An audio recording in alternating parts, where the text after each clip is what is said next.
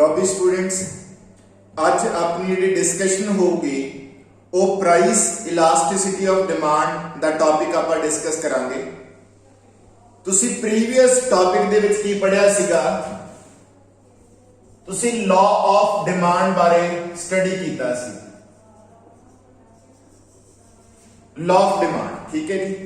तो law of demand च आपां की स्टडी कीता सी कि अगर प्राइस ऑफ कमोडिटी इंक्रीज करूगा तो उसकी क्वांटिटी डिमांड फॉल करेगी, अगर प्राइस फॉल करेगा तो क्वांटिटी डिमांड इंक्रीज करेगी।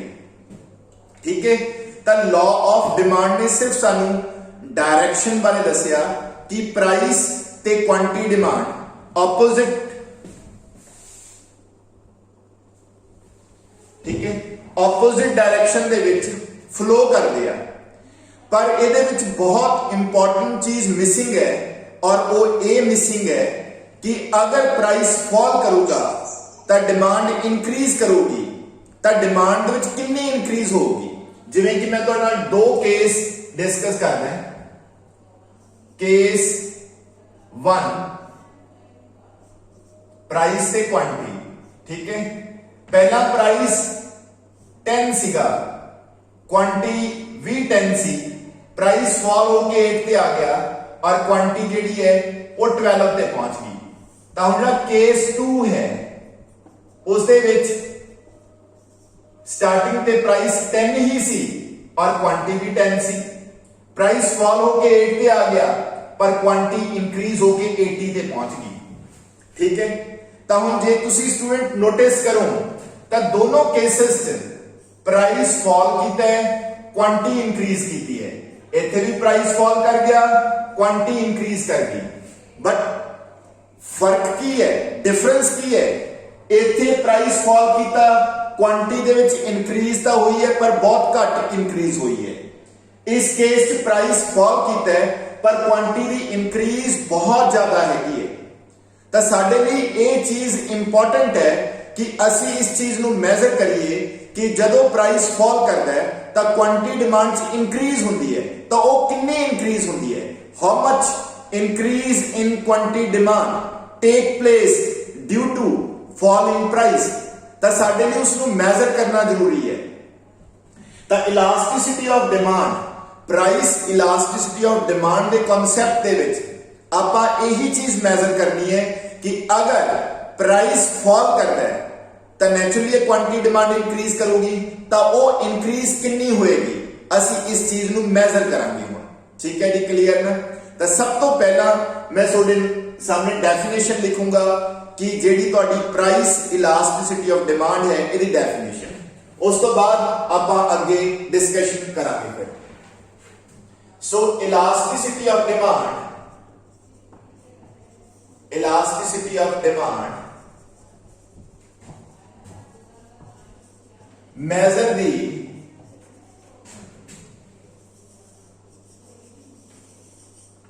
measures the responsiveness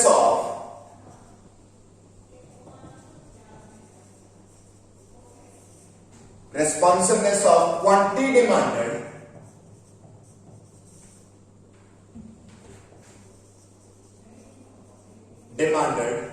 to change in price of a commodity। Student notice करो कि इलास्टिसिटी की कर रही है, तो इलास्टिसिटी ऑफ डिमांड मेजर कर रही है, किस चीज में मेजर कर रही है, responsiveness of quantity demanded, quantity demand they respond.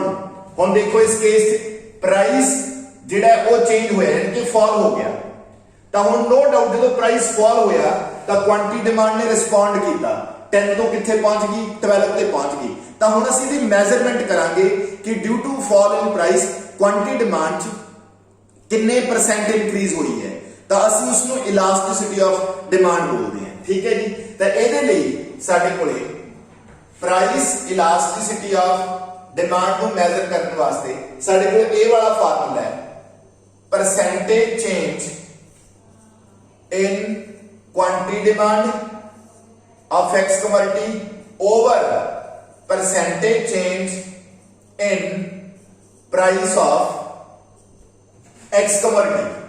ठीक है जी, तो ये वाला फार्मूला है जो इलास्टिसिटी को मेजर करेगा। ठीक है जी, जेड़ा ये स्टूडेंट मैं माइनस का साइन लगाया है ये इस करके लगाया है कि प्राइस ते क्वांटिटी डिमांड का इनवर्स रिलेशनशिप होता है, इस करके। ठीक है जी, बट तुहानू मैं एक छोटी सी एग्जांपल दसदा है कि सपोज करो प्राइस के विच 10% की इंक्रीज होगी, प्राइस 10% के नाल इंक्रीज कर गया, जिसकी वजह नाल जिहड़ी डिमांड है प्राइस 10% इंक्रीज कर गया, जिसकी वजह नाल डिमांड दे विच 40% की डिक्रीज होगी, तो आंसर कितना आया साडे कोल 4। ठीक है जी, तो हुण साडे कोल student in this way answer आया करनगे इलास्टिसिटी दे, और असीं उस तो मेजर करया करांगे कि प्राइस के चेंज होने नाल क्वांटिटी डिमांड क्या चेंज आई है, जो कि लॉ ऑफ डिमांड ने सानू नहीं दसिया। ठीक है, पर साडे लिए काफी इंपॉर्टेंट है। ठीक है जी, तो हुण मैं स्टूडेंट तुहानू कुछ ये दसण की कोशिश करूंगा इत्थे कि लाइक जो ये चीज़ां आपां पढ़ रहे हैं ये सानू प्रैक्टिकली लाइफ दे विच कित्थे काम आउंदियां ने। ठीक है, तो मैं तुहानू ये तो दस ही दिता, अगर स्टूडेंट जिहड़ी इलास्टिसिटी है मान लो सपोज मैं लिख देना कि वो बहुत हाई है, मान लो 10 है, तो ਇਹਦਾ स्टूडेंट मतलब यही है कि अगर तुसी प्राइस नू फॉल करोगे तो 10 टाइम जिहड़ी डिमांड है 10 टाइम क्या करोगी, इंक्रीज करोगी। देखो जिवें मान लो प्राइस के विच 10% का फॉल आया और डिमांड के विच 100% की इंक्रीज आ गई, तो आंसर कितना आऊगा इलास्टिसिटी का 10 आऊगा। ठीक है जी, क्लियर। मान लो सपोज इलास्टिसिटी की वैल्यू वेरी हाई है, ते तुसी मान लो सपोज एक प्रोडक्ट सेल करते हो मार्केट दे विच, एक प्रोडक्ट सेल करते हो। ठीक है जी, और वो प्रोडक्ट है आइसक्रीम, तुसी आइसक्रीम सेल करते हो मार्केट दे विच। हुण तुसी की करना है, मैनू सिर्फ ये दसना है कि जो मैं तुहानू सिचुएशन दूंगा कि तुसी प्राइस नू इंक्रीज करोगे या डिक्रीज करोगे, और वो प्राइस का जो डिसीजन होगा ਉਹਦੇ ਪਿੱਛੇ यही कॉन्सेप्ट काम कर रहा होगा। ठीक है, तो मान लो स्टूडेंट पहला केस ये है कि तुसी ਜਿਹੜੀ आइसक्रीम बनाने हो ना, आइसक्रीम बनाने हो वो ਇੰਨੀ ਜ਼ਿਆਦਾ यूनीक हैगी है ਤੇ ਇੰਨੀ टेस्टी है कि ਤੁਹਾਡੇ ਕੋਲ बहुत दूरों दूरों लोग खाण आਉਂਦੇ हैं, आइसक्रीम खाण आਉਂਦੇ हैं। होर भी बहुत सारिया आइसक्रीम ਦੀਆਂ शॉप्स हैगियां ने, रेड़ियां हैगियां ने, पर उन्हां तो नहीं खाते, सोडे तो ही खाते हैं। तो इस केस दे विच अगर तुसी अपनी आइसक्रीम का प्राइस इंक्रीज करना होवे तो करोगे कि नहीं करोगे? यस और नो जवाब देना। Yes sir. Okay, very good, ठीक है। तुसी इस करके प्राइस इंक्रीज करोगे अपनी आइसक्रीम का, क्योंकि तुहानू पता चल चुके है कि तुसी जिन्ना मर्जी प्राइस इंक्रीज करो ग्राहक सोडे तो किते होर नहीं जाऊगा। यानी कि तुहानू पता लग चुका सीगा कि जे तुसी प्राइस में कोई चेंज करोगे थोड़ी डिमांड कोई बहुती चेंज नहीं आनी, सो दैट्स वाई तुसी प्राइस को क्या करोगे, इंक्रीज करोगे, क्योंकि जेड़े ग्राहक सोडे कोल आ रहे हैं वो सोडे नाल जुड़े हुए ने। ठीक है जी, इस वजह करके। हुण दूसरा केस मैं दसदा है कि दूसरा केस की है, तुहाडी आइसक्रीम दी एक रेडी है, ठीक है जी, आ वाली तुसी आपकी आइसक्रीम बेचते सीगे और आइसक्रीम का रेट रखा होया सीगा 10 रुपए, आइसक्रीम का रेट 10 रुपए रखा होया सी। मान लो जी आइसक्रीम हैगी है जो कोई भी कप है 10 रुपीज का, तुसी वो सेल करते सी, तो की होया तुहाडे कोल काफी ग्राहक आउंदे सीगे। एक दिन एक नाल रेड़ी आके होर खड़ गई, उन्हें की कीता स्टूडेंट, उन्हें कप 9 रुपए का लाना शुरू करता, 9 रुपए का। जदों उन्हें कप 9 रुपए का लाना शुरू करता ना, सोडे कोल इक्का दुक्का गाहक ही रह गए, सारे भज गए उधरले पासे, वो 9 रुपए वाली आइसक्रीम खान लग गए। ठीक है जी, गल क्लीयर होगी। हुण मैनूं ऐ दसो तुसी जिहड़ी गल समझी है ਇਹਦੇ ਵਿੱਚ ਤੁਸੀਂ ਇਹ ਦੱਸੋ ਤੁਹਾਨੂੰ प्राइस फॉल करके फायदा होगा या नहीं? ठीक है। ਤਾਂ ਹੁਣ ਤੁਹਾਨੂੰ ਪ੍ਰਾਈਸ ਫਾਲ ਕਰਨਾ ਹੀ ਪਊਗਾ ਕਿਉਂਕਿ ਤੁਸੀਂ ਕੀ ਨੋਟਿਸ ਕੀਤਾ ਕਿ ਲੋਕ ਤੁਹਾਡੀ ਆਈਸਕ੍ਰੀਮ ਵਾਸਤੇ ਨਹੀਂ ਆਉਂਦੇ ਤੁਹਾਡੇ ਕੋਲੇ, ਉਹਨਾਂ ਨੂੰ ਤੁਹਾਡੀ ਆਈਸਕ੍ਰੀਮ ਪਸੰਦ ਨਹੀਂ ਹੈ। ਜਦੋਂ ਹੀ ਨਾਲ ਦੇ ਨੇ ਰੇਟ ਘਟਾਤਾ ਤਾਂ ਰੇਟ ਘਟਾਤਾ ਨਾਲ ਦੇ ਨੇ ਤਾਂ ਉਹਦੇ ਕੋਲ ਭੱਜ ਗਏ, ਠੀਕ ਹੈ ਜੀ। ਤਾਂ ਇਟ ਮੀਨਸ ਜਿਹੜੇ ਤੁਹਾਡੇ ਕੋਲ ਆਈਸਕ੍ਰੀਮ ਖਾਣ ਆਉਂਦੇ ਨੇ ਉਹ ਪ੍ਰਾਈਸ ਨੂੰ ਲੈ ਕੇ ਬਹੁਤ ਹੀ ਜ਼ਿਆਦਾ, ठीक है, सेंसिटिव ने, प्राइस को लेके बहुत सेंसिटिव ने। मतलब जे प्राइस डाउन चला गया तो उधर भज गए। तो इस केस च सोनू प्राइस घटाना चाहिए तो अल्टीमेटली वो वापस फिर थोड़े को आ जाएंगे, ठीक है जी। तो स्टूडेंट जड़ियां दोनों एग्जाम्पल सीगियां ना, ਇਹਦੇ ਵਿੱਚ बैक एंड ते एक कॉन्सेप्ट काम कर रहा सी, that is the concept of price elasticity of demand. ਜਦੋਂ इलास्टिसिटी की वैल्यू बहुत लो होंगी है ना, ਜਦੋਂ ਇਲਾਸਟਿਸਿਟੀ ਦੀ ਵੈਲਿਊ ਲੋ ਹੁੰਦੀ ਹੈ, ਲੋ ਦਾ ਮਤਲਬ ਇਹ ਹੁੰਦਾ ਕਿ ਸਟੂਡੈਂਟ ਕੀ ਪ੍ਰਾਈਸ ਜਿੰਨਾ ਮਰਜ਼ੀ ਇਨਕਰੀਜ਼ ਜਾਂ ਡਿਕਰੀਜ਼ ਕਰਦੇ ਡਿਮਾਂਡ ਤੇ ਕੋਈ ਬਹੁਤਾ ਇੰਪੈਕਟ ਨਹੀਂ ਆ ਰਿਹਾ।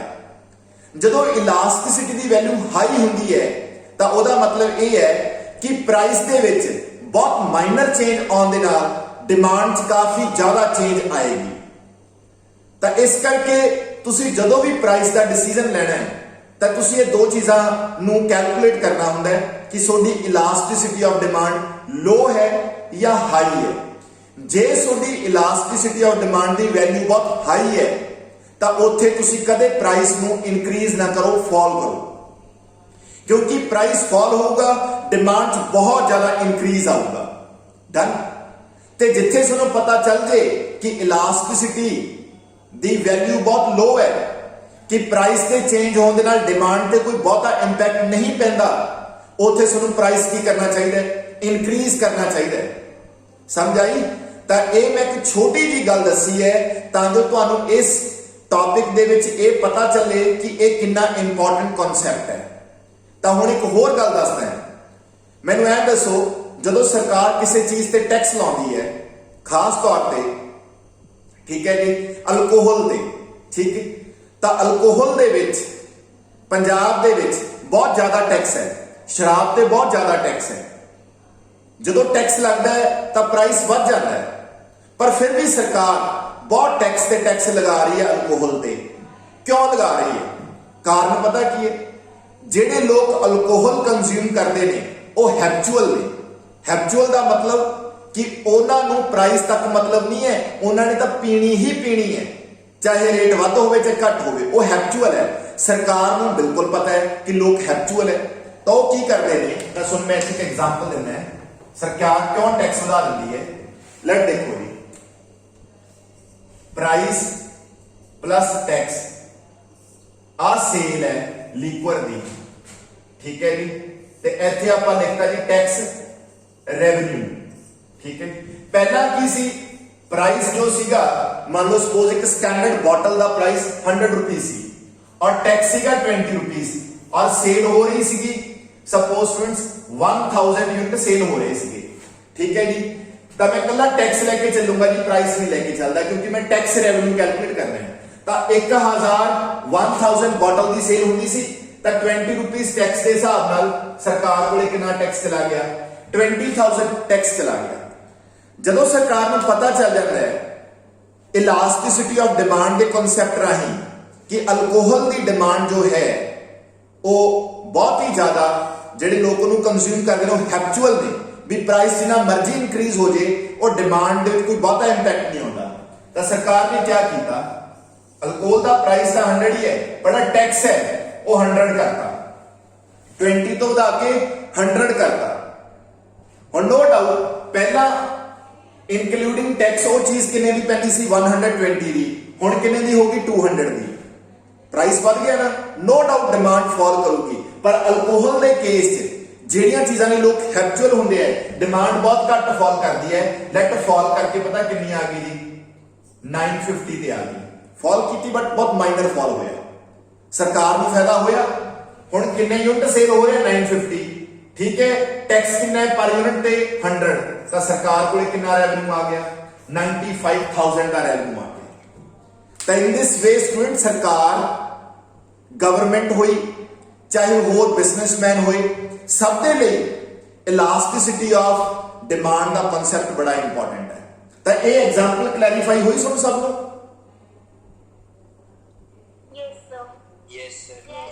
ਚਲੋ ਠੀਕ ਹੈ ਜੀ। ਹੁਣ ਮੈਨੂੰ ਇਹ ਦੱਸੋ, ਜੇਕਰ ਗਵਰਨਮੈਂਟ ਨੂੰ ਇਹ ਪਤਾ ਚੱਲ ਜਾਂਦਾ ਕਿ ਅਗਰ ਅਸੀਂ ਅਲਕੋਹਲ ਦਾ ਪ੍ਰਾਈਸ ਇਨਕਰੀਜ਼ ਕਰਤਾ ਤਾਂ ਲੋਕ ਸ਼ਰਾਬ ਪੀਣਾ ਹੀ ਛੱਡ ਜਾਣਗੇ, ਤਾਂ ਫਿਰ ਸਰਕਾਰ ਟੈਕਸ ਇਨਕਰੀਜ਼ ਕਰਦੀ ਜਾਂ ਨਾ?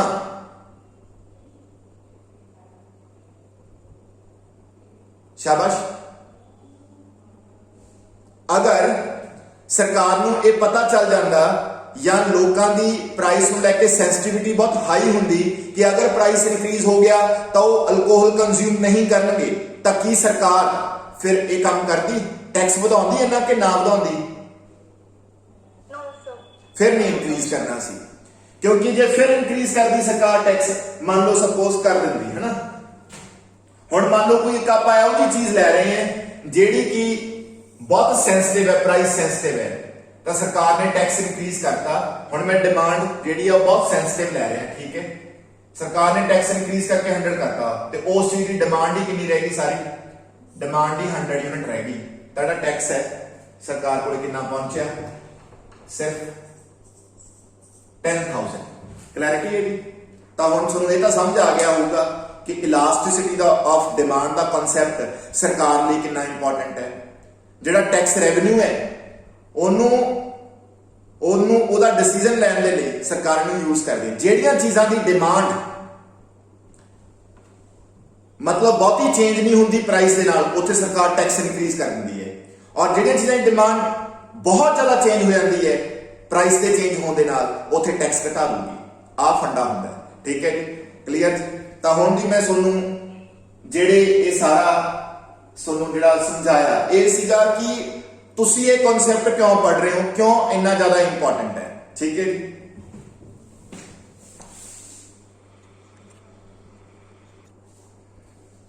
ਲਓ ਜੀ, ਤਾਂ ਸਟੂਡੈਂਟਸ ਹੁਣ ਤੁਹਾਡੇ ਨਾਲ degrees of price ਇਲਾਸਟਿਸਿਟੀ of demand discuss ਹੋਣਗੀਆਂ। ਯਾਨੀ ਕਿ ਮੈਂ ਤੁਹਾਨੂੰ ਹੁਣ ਜਿਹੜੀਆਂ E ਦੀਆਂ ਵੈਲਿਊਜ਼ ਨੇ ਪ੍ਰਾਈਸ ਇਲਾਸਟਿਸਿਟੀ ਆਫ ਡਿਮਾਂਡ ਦੀਆਂ, ਉਹਨਾਂ ਦੀ ਕਲਾਸੀਫਿਕੇਸ਼ਨ ਕਰੂੰਗਾ on the basis of value. ਤਾਂ ਲਓ ਜੀ, ਤਾਂ ਸਟੂਡੈਂਟ ਜਿਹੜੀ E ਦੀ ਵੈਲਿਊ ਹੈ ਨਾ,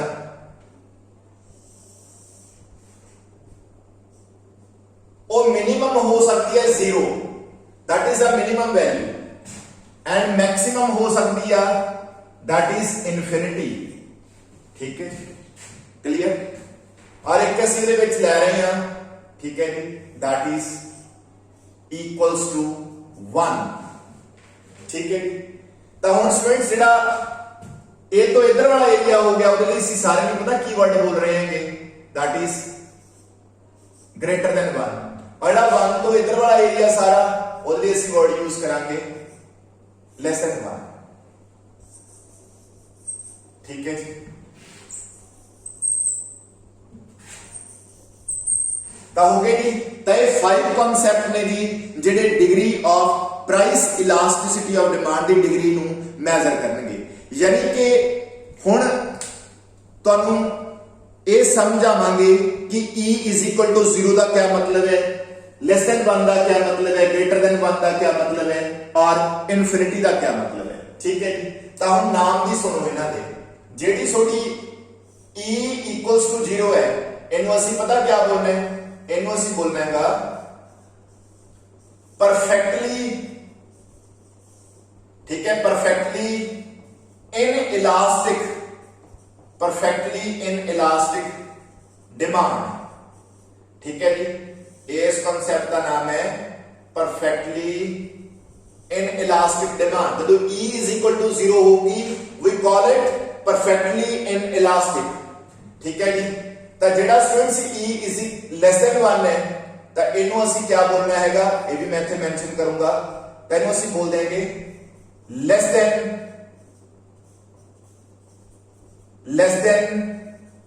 unitary elastic demand,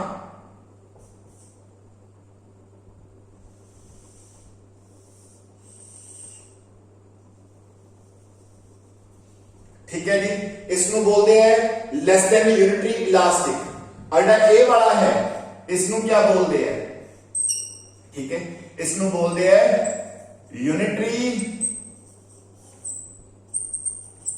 इलास्टिक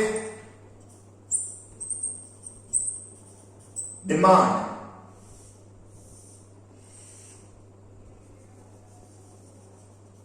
ठीक है, इसनों बोलते हैं यूनिटरी इलास्टिक डिमांड। और इसनों क्या बोलते हैं जेड़ा इत्थे तो लेके तक जाएगा। ठीक है जी, clear, okay.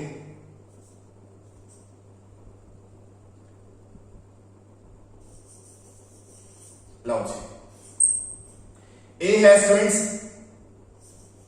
Greater than unitary elastic demand.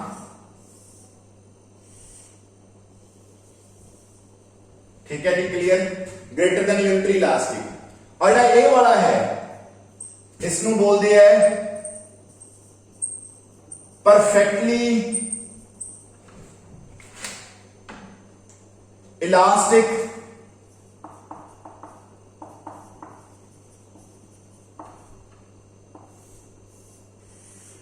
Demand. ठीक है जी, तो ये 5 कॉन्सेप्ट है स्टूडेंट्स जेडे थोड़े सामने मैं लिखे है।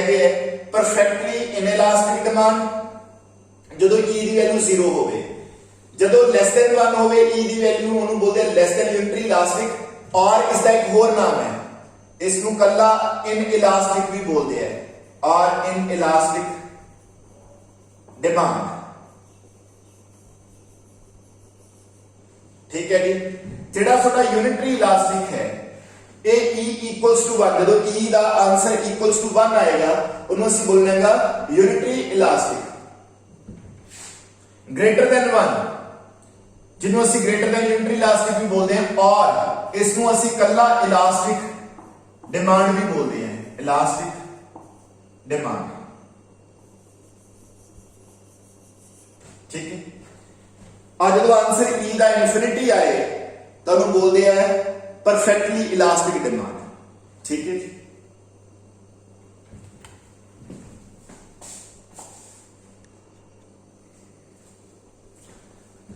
Lobby students perfectly inelastic demand का केस हुण आपां एक्सप्लेन करांगे। ये वो केस है स्टूडेंट्स जिहदे विच क्या होगा कि लेट्स थोड़ा प्राइस है, आज थोड़ी क्वांटिटी डिमांड है, प्राइस चाहे इंक्रीज करे चाहे फॉल करे, क्वांटिटी डिमांड चाहेगी नो चेंज। ठीक है जी, तो स्टूडेंट जदों इलास्टिसिटी ऑफ डिमांड की वैल्यू 0 होंदी है ना, ये वो केस होंदा है जिस दे विच प्राइस चाहे इंक्रीज करे चाहे डिक्रीज करे पर क्वांटिटी डिमांड कोई चेंज नहीं आती। ठीक है जी, clear. So perfectly inelastic demand in this case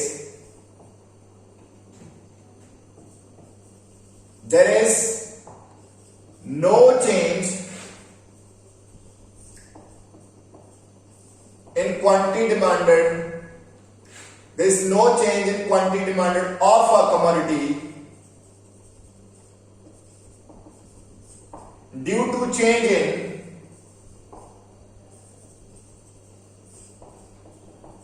in price।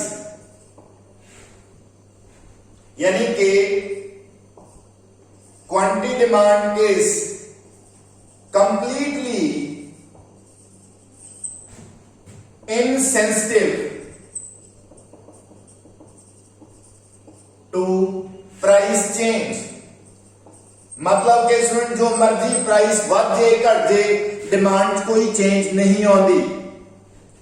और जे आप डायग्राम ड्रॉ करांगे ना तो इस तरह की डायग्राम ड्रॉ होगी, क्योंकि डिमांड करो ड्रॉ करनी है ना। तो देखो जी, आ थोड़ी क्वांटिटी डिमांड है एक्स कमोडिटी की, आ प्राइस ऑफ एक्स है। मान लो डिमांड एनी है स्टूडेंट्स, ठीक है, एनी ओ डी, चाहे प्राइस ओपी 1 है चाहे प्राइस ओपी 2 ते पहुंचे चाहे ओपी 3 ते, there is no change in quantity demand। ओडी तो ओडी ही रहेगी। यानी कि सब तो इंपॉर्टेंट ऑब्जर्वेशन ये है कि जदों परफेक्टली इन इलास्टिक डिमांड होएगी उस वक्त डिमांड करने की शेप क्या होएगी, वर्टिकल डिमांड कर। उस वक्त थोड़ी बड़ी डिमांड कर होएगी और वर्टिकल होएगी, शेप वर्टिकल डिमांड कर होगी, एक सीधी लाइन। ठीक है, ਹੁਣ स्टूडेंट्स ਇਹ ਦੱਸੂਗਾ कि इस तरह की डिमांड करो केड़े केसेस होंदी है, यानी कि इस तरह की डिमांड करो यानी कि परफेक्टली इलास्टिक डिमांड जिहड़ी है वो केड़े केसेस हो सकती है, जिवें कि शुगर पेशेंट है स्टूडेंट, शुगर पेशेंट और वो इंसुलिन लै रहा है। ठीक है जी, इंसुलिन लै रहा है, चाहे प्राइस बढ़ जाए चाहे घट जाए, उन्होंने इंसुलिन अगर बॉडी लिए चाहिए तो लेना ही पएगा जी, नहीं तो वो बेचारा नैचुरली उसकी बहुत हालत खराब हो सकती है, डेथ भी हो सकती है। तो मेरा कहने तो मतलब भी कुछ चीज़ां बहुत एसेंशियल होंदियां ने जिन्हां तो बिना साडी लिविंग पॉसिबल नहीं। ठीक है, यानी कि things without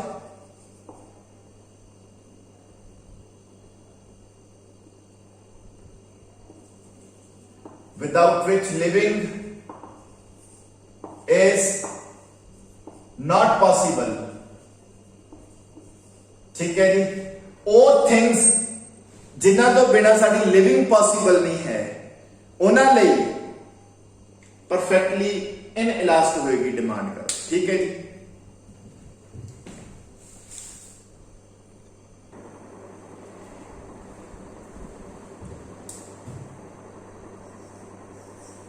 law students next degree of price elasticity of demand सोडे नाल आपां डिस्कस करते हैं।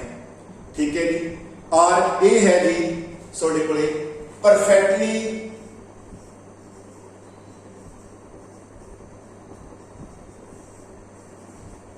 Elastic demand.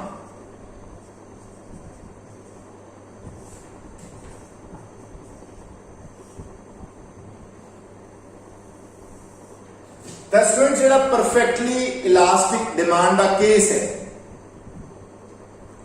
इस दे विच प्राइस दे विच वेरी स्मॉल चेंज आउण दे नाल क्वांटिटी डिमांड दे विच वेरी लार्ज चेंज प्रोड्यूस होंदी है। यानी कि आ तुहाडा प्राइस है, ठीक है, प्राइस दे विच माइक्रोस्कोपिक चेंज आउण दे नाल क्वांटिटी डिमांड दे विच इनफाइनाइट चेंज आती है। ठीक है जी, ये है जी सोडा परफेक्टली इलास्टिक डिमांड का केस कि अगर प्राइस दे विच मामूली जी चेंज आऊगी, वेरी लिटिल चेंज आएगी और उसकी वजह क्वांटिटी डिमांड च इनफाइनाइट चेंज आएगी। ठीक है, ये वो केस है स्टूडेंट्स जिस दे विच अगर प्राइस दे विच प्राइस वेरी लिटिल जा क्या कर गया भी राइज कर गया तो क्वांटिटी डिमांड जीरो ते आ जाएगी। अगर प्राइस दे विच वेरी लिटिल फॉल होती है, मतलब मामूली जा प्राइस फॉल कर, जस्ट मामूली जा, यानी कि माइक्रोस्कोपिक फॉल है, माइक्रोस्कोपिक डिक्रीज है प्राइस ना क्वांटिटी डिमांड इन्फिनिटी ते पहुंच जाएगी। इन्नी ज्यादा क्वांटिटी डिमांड मतलब सेंसिटिव होती है, यानी कि हाईली सेंसिटिव होती है quantity demand with respect to price. ठीक है जी, क्लियर। तो हुण स्टूडेंट जेड़ा सदा परफेक्टली इलास्टिक डिमांड का केस है उसको समझ आ गया होगा। ठीक है, कि in this case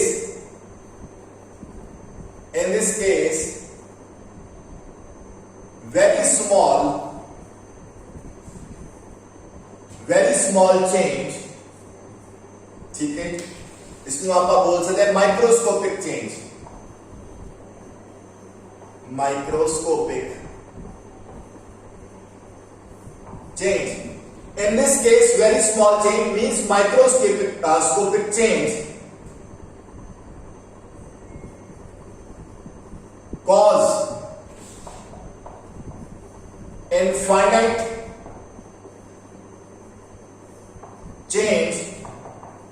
in quantity demand. यानी कि इस केस की होंगे quantity demand is hyper sensitive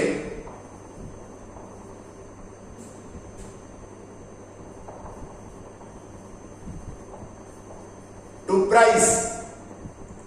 hyper sensitive होंगी है, मामूली जा प्राइस चेंज होया नहीं, क्वांटिटी डिमांड च इनफाइनाइट चेंज आएगी। और इस केस दे विच जो डिमांड कर्व है वो इस तरह बनती है जी, क्वांटिटी डिमांड ऑफ एक्स, इस साइड प्राइस ऑफ एक्स। ਅਸੀਂ इस तरह के केस ਨੂੰ एक हॉरिजॉन्टल लाइन ਦੇ ਨਾਲ शो करते हैं जी, ਜਿਹਦੇ ਵਿੱਚ ਅਸੀਂ 0 ਤੇ ਉਸ ਤੋਂ ਬਾਅਦ ਜਿਹੜੀ ਇਹ ਕੁਆਂਟੀਟੀ ਡਿਮਾਂਡ ਲਗਾਤਾਰ ਜਾ ਰਹੀ ਹੈ, ਇਨਫਿਨਿਟੀ स्ट्रेट लाइन है बिल्कुल हॉरिजॉन्टल लाइन। ठीक है जी। सो क्लैरिटी क्लियर हो गया जी, सोनू पता चल गया कि इस केस जी डिमांड कर्व है, demand curve is horizontal, demand curve horizontal है। ठीक है। इस तरह का स्टूडेंट्स कोई रियल केस बहुत ही रेयर होंगे है कि जिस केस दे विच very small change in price leads to infinite change in quantity demand. ठीक है। बट नो डाउट इस तरह के केस उस वक्त पॉसिबल हो सकते हैं जदों मान लो सपोज कोई सेम प्रोडक्ट हर जगह पे सेल हो रहे, होमोजीनियस प्रोडक्ट सेल हो रहे हर जगह पे, ते किसी बंदे ने मामूली जा प्राइस का फॉल करता, जिन्ने भी सेलर ने मान लो सब को सेम प्रोडक्ट है और उस प्रोडक्ट का किसी एक सेलर ने मामूली जा प्राइस की करता, फॉल करता, तो सारी डिमांड ਉਹਦੇ ਕੋਲ आ जाएगी, मतलब बहुत ज्यादा ਉਹਦੇ ਕੋਲ डिमांड ਦੇ ਵਿੱਚ इंक्रीज आएगी।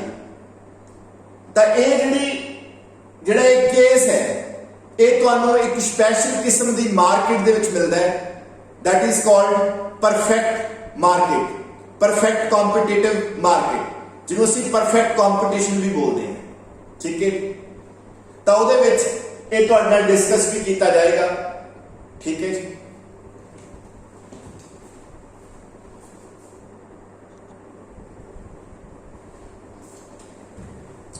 The next case students है यूनिटरी इलास्टिक डिमांड। तो यूनिटरी इलास्टिक डिमांड जो है इस केस में क्या होता है कि परसेंटेज चेंज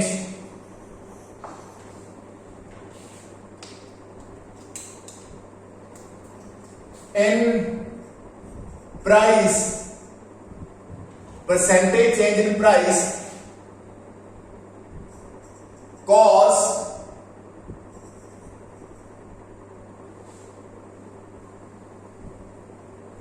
equal proportionate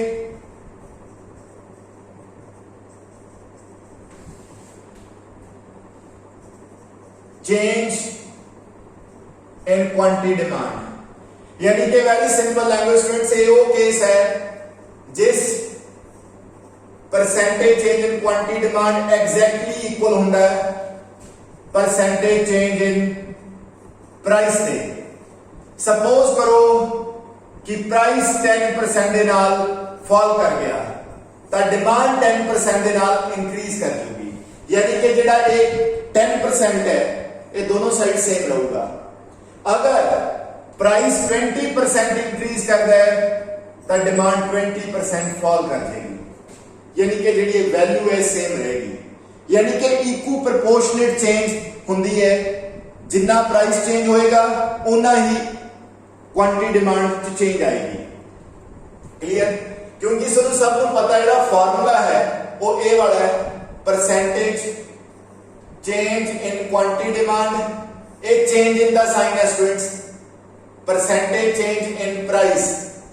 और नेचुरली है जेकर परसेंटेज चेंज क्वांटिटी डिमांड 10% है और प्राइस भी चेंज 10% का आंसर 1 आएगा। ठीक है जी।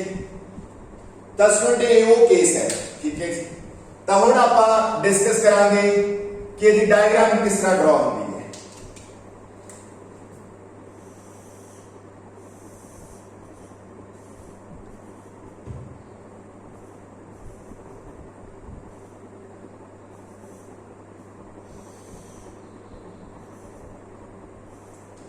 तो लो जी स्टूडेंट पहला प्राइस ओपी है, क्वांटिटी ओक्यू है, प्राइस फॉल कर गया, ठीक है जी, प्राइस फॉल कर गया ओपी1, जितना भी प्राइस फॉल किया उन्नी ही क्वांटिटी इंक्रीज कर देगी, ठीक है जी, क्लियर। तो इन दिस वे तुसी इन्हां नूं डिमांड करो, ड्रॉ कर दो, तो ये डिमांड करो कुछ इस तरह की होंगी है। ये एक टैक्नीकल नेम है, वो हुणे ही थोड़े सामने मैं डिस्कस भी करूंगा तो दसूंगा भी, ठीक है। यानी कि स्टूडेंट्स की होगा कि एस पॉइंट ए का नाम दे दो, इसमें बी का जिहड़ा ए वाला एरिया ना, ए वाला एरिया है, ठीक है, area O P A Q is equal to होगा area OP1 BQ1।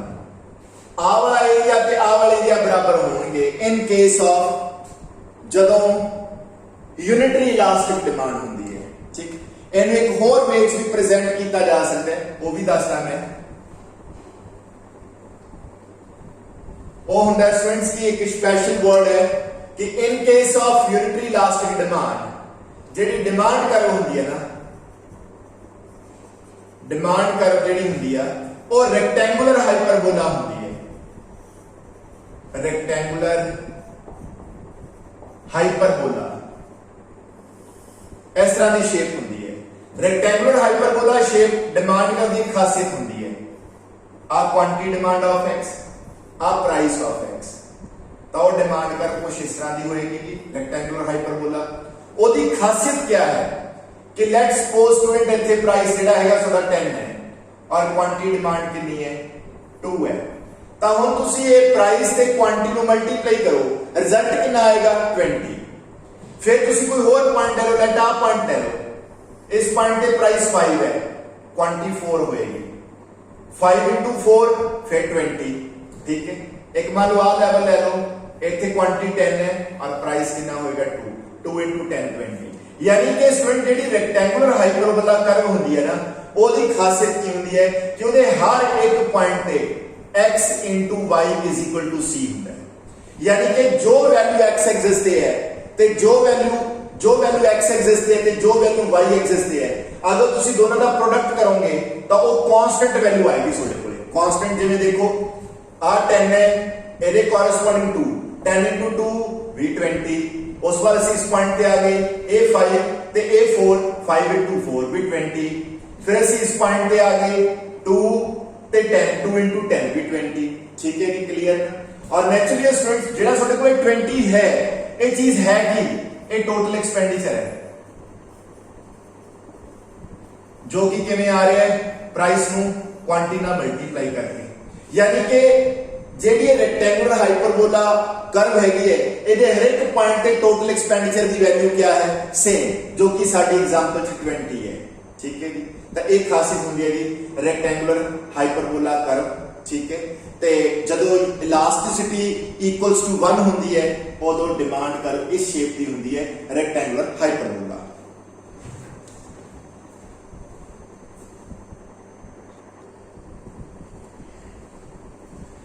Now students last case जेडे बचते ने लेस देन यूनिटरी इलास्टिक, जिन्हों आप इन इलास्टिक डिमांड भी बोलते हैं, less than 1, greater than unitary elastic जिन्हों मोर देन यूनिटरी इलास्टिक, और इलास्टिक डिमांड ग्रेटर देन 1 भी बोलते हैं, ठीक है।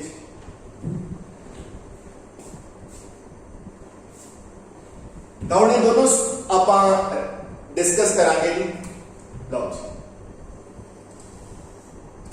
तो स्टूडेंट इस केस की होगा, ठीक, जेडी छोटी परसेंटेज, ठीक है, चेंज इन क्वांटिटी डिमांड है ना, वो घट होएगी किस तो परसेंटेज चेंज इन प्राइस को।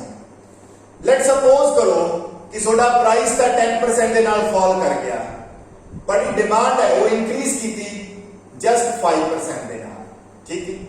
अकॉर्डिंग टू फॉर्मूला आ रिजल्ट है percentage change in quantity demand over percentage change in price, ठीक है। प्राइस क्वांटिटी डिमांड की परसेंटेज 5% ते प्राइस 10%, और जो आंसर आया ई का, ठीक है जी, वो आया half, which is less than क्या भी 1। So in case of less than unitary elastic demand जेडी percentage change in quantity demand है वो घट होएगी परसेंटेज चेंज इन प्राइस नाल। और इस केस दे विच जेडी डिमांड कर्व बनेगी वो कुछ इस तरह की बनेगी। आ क्वांटिटी डिमांड है x दी और एक प्राइस ऑफ x है। लेट्स सपोज पहला प्राइस सीगा स्टूडेंट्स इतना OP और क्वांटिटी डिमांड सी OQ, ठीक है। प्राइस फॉल होया, प्राइस काफी फॉल होया, प्राइस दी देखो इंक्रीज असि काफी दिखा रहे हैं OP तो OP1, पर ये क्वांटिटी डिमांड है सिर्फ इतना की इंक्रीज हुई, जस्ट मामूली जा, ठीक है।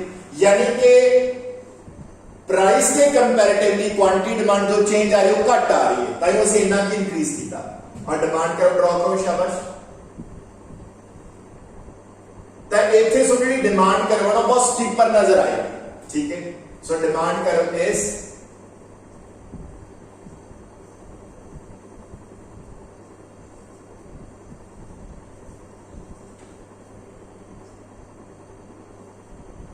ठीक है जी, demand curve is steeper,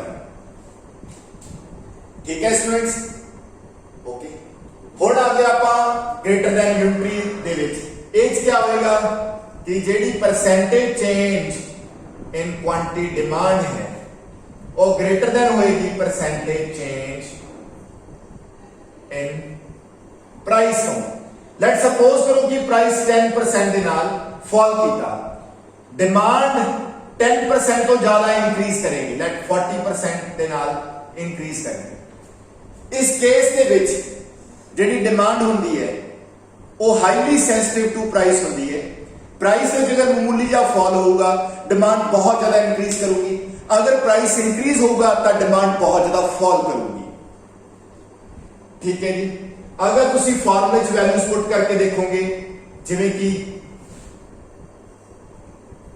percentage change in quantity demand over percentage change in price, तो देखो जी 40% ओवर 10%, आंसर आया 4 विच इज ग्रेटर देन 1।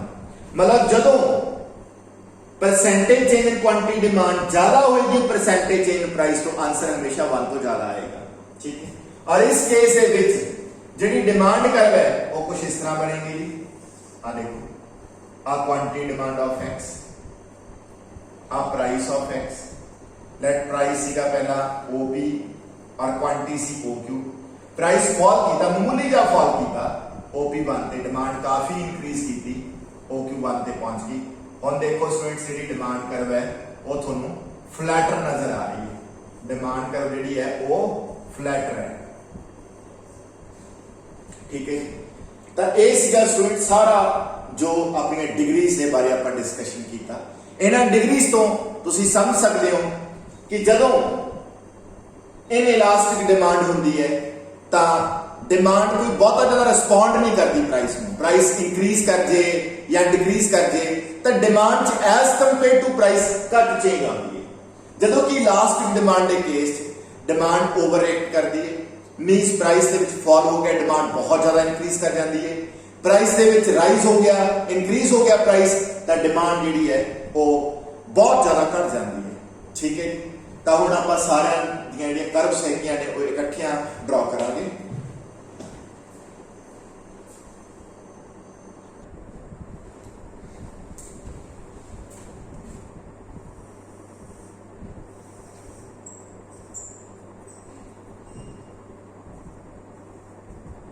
तो देखो भी स्टूडेंट सब तो पहला इन दिस वे जदों डिमांड कर्व हॉरिजॉन्टल होगी इनफिनिटी, ठीक है। जदों डिमांड कर्व जिहड़ी है वो बिल्कुल एक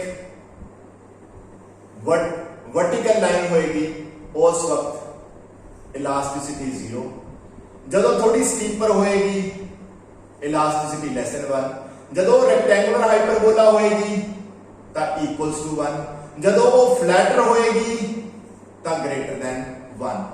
तो तुसी नोटिस करो जिमें जिमें ये मूवमेंट हो रही है ਅਸੀਂ ऊपर जा रहे हैं, है ना, इस तरह ऊपर जा रहे हैं, इलास्टिसिटी इंक्रीज कर दी जा रही है, यानी कि इलास्टिसिटी दी जो एंटी क्लॉक मूवमेंट है ना इन दिस वे तो उन्हें वो इंक्रीज कर दी है, ठीक है। ਤਾਂ ਇਹ ਸੀਗਾ ਸਟੂਡੈਂਟ ਸਾਰਾ ਤੁਹਾਡਾ degrees of price ਇਲਾਸਟਿਸਿਟੀ of demand. ਤਾਂ ਹੁਣ ਇਹਦੇ ਬੇਸਿਸ ਤੇ ਤੁਸੀਂ ਡਿਸੀਜਨ ਲੈ ਸਕਦੇ ਹੋ। ਜਿਵੇਂ ਕਿ ਅਗਰ ਤੁਹਾਨੂੰ ਲੱਗੇ ਕਿ ਡਿਮਾਂਡ ਇਲਾਸਟਿਕ ਹੈ, ਜਿਸ ਕੇਸ ਦੇ ਵਿੱਚ ਪ੍ਰਾਈਸ ਦੇ ਵਿੱਚ ਹੋਣ ਵਾਲੀ ਚੇਂਜ ਦੀ ਵਜ੍ਹਾ ਕਰਕੇ ਕੁਆਂਟੀਟੀ ਡਿਮਾਂਡ ਬਹੁਤ ਜ਼ਿਆਦਾ ਚੇਂਜ ਆਉਂਦੀ ਹੈ, ਤਾਂ ਉਹਨਾਂ ਕੇਸਿਸ ਦੇ ਵਿੱਚ ਤੁਹਾਨੂੰ ਆਪਣਾ ਪ੍ਰਾਈਸ ਜਿਹੜਾ ਹੈ ਉਹ ਬਹੁਤ ਹੀ ਜ਼ਿਆਦਾ ਕੇਅਰਫੁਲੀ ਸੈੱਟ ਕਰਨਾ ਚਾਹੀਦਾ ਹੈ। ਅਗਰ ਤੁਸੀਂ ਡਿਮਾਂਡ ਨੂੰ ਇਨਕਰੀਜ਼ ਕਰਨਾ ਚਾਹੁੰਦੇ ਹੋ ਤੇ ਡਿਮਾਂਡ ਹੈਗੀ ਹੈ ਇਲਾਸਟਿਕ, ਤਾਂ ਉੱਥੇ ਤੁਹਾਨੂੰ ਪ੍ਰਾਈਸ ਨੂੰ ਡਿਕਰੀਜ਼ ਕਰਨ 'ਚ ਜ਼ਿਆਦਾ ਫਾਇਦਾ ਹੋਏਗਾ, ਕਿਉਂਕਿ ਪ੍ਰਾਈਸ ਡਿਕਰੀਜ਼ ਕਰੇਗਾ, ਡਿਮਾਂਡ ਬਹੁਤ ਜ਼ਿਆਦਾ ਇਨਕਰੀਜ਼ ਕਰੇਗੀ। ਠੀਕ ਹੈ, ਉੱਥੇ ਪ੍ਰਾਈਸ ਇਨਕਰੀਜ਼ ਕਰਨ ਦਾ ਫਾਇਦਾ ਨਹੀਂ ਹੈ। ਜਿੱਥੇ ਡਿਮਾਂਡ ਇਨ ਇਲਾਸਟਿਕ ਹੈ, ਜਿੱਥੇ ਤੁਹਾਨੂੰ ਪਤਾ ਹੈ ਕਿ ਪ੍ਰਾਈਸ ਦੀ ਚੇਂਜ ਦਾ ਕੁਆਂਟੀਟੀ ਡਿਮਾਂਡ ਤੇ ਕੋਈ ਬਹੁਤਾ ਇੰਪੈਕਟ ਨਹੀਂ ਆਉਂਦਾ, ਉਹ ਤੁਸੀਂ ਪ੍ਰਾਈਸ ਨੂੰ ਇਨਕਰੀਜ਼ ਕਰ ਸਕਦੇ ਹੋ ਸਾਰੀ ਕੈਲਕੂਲੇਸ਼ਨਸ ਨੂੰ ਧਿਆਨ 'ਚ ਰੱਖਦੇ ਹੋਏ। ਠੀਕ ਹੈ ਜੀ। ਇਨ ਦਿਸ ਵੇ ਸਟੂਡੈਂਟਸ, ਇਹ ਸਾਰਾ ਚੈਪਟਰ ਤੁਹਾਡੀ ਇਨ ਦਿਸ ਵੇ ਹੈਲਪ ਕਰੂਗਾ। Thank you we.